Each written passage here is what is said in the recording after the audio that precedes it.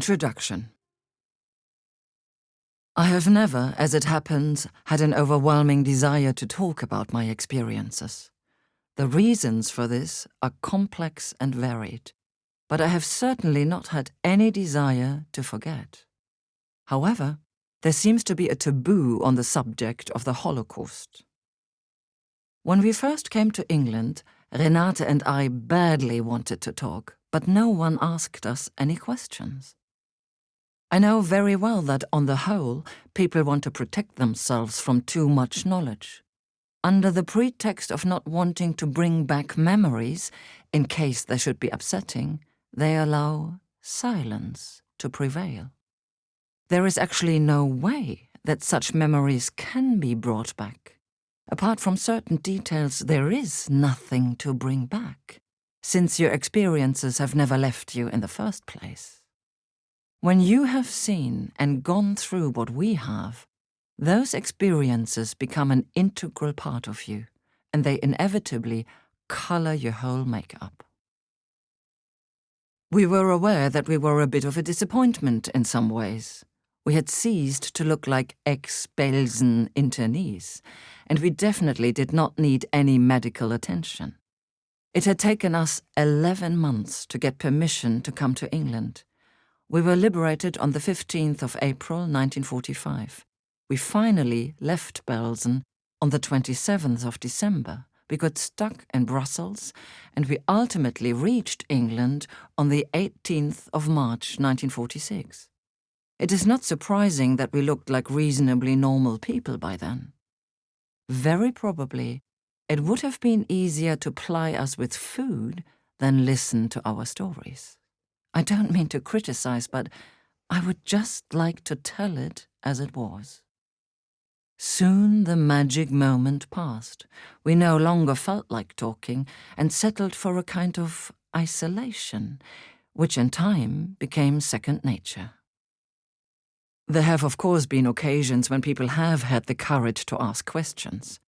I have always answered them willingly, usually by relating some amusing episode or telling them about one of those strange coincidences with which my life seems to have been so richly endowed.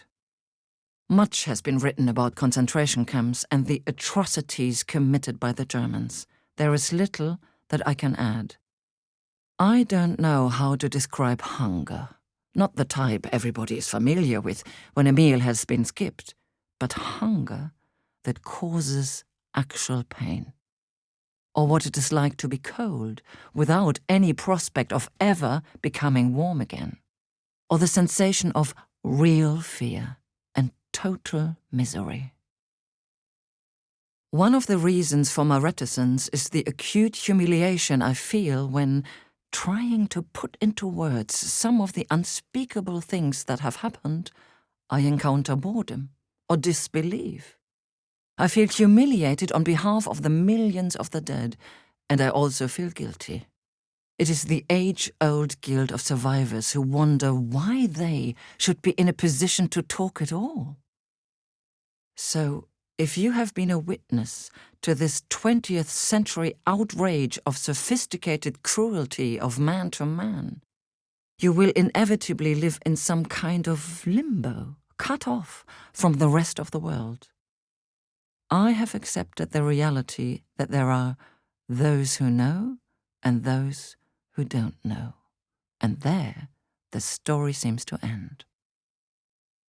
It was something that happened in Rome a few years ago when I was there on a concert tour that prompted me to make my first attempt at recording some of the absurd coincidences and adventures that have colored my life. On returning to my hotel late one night, I met two young colleagues at the bar, and they asked me how I had spent the evening.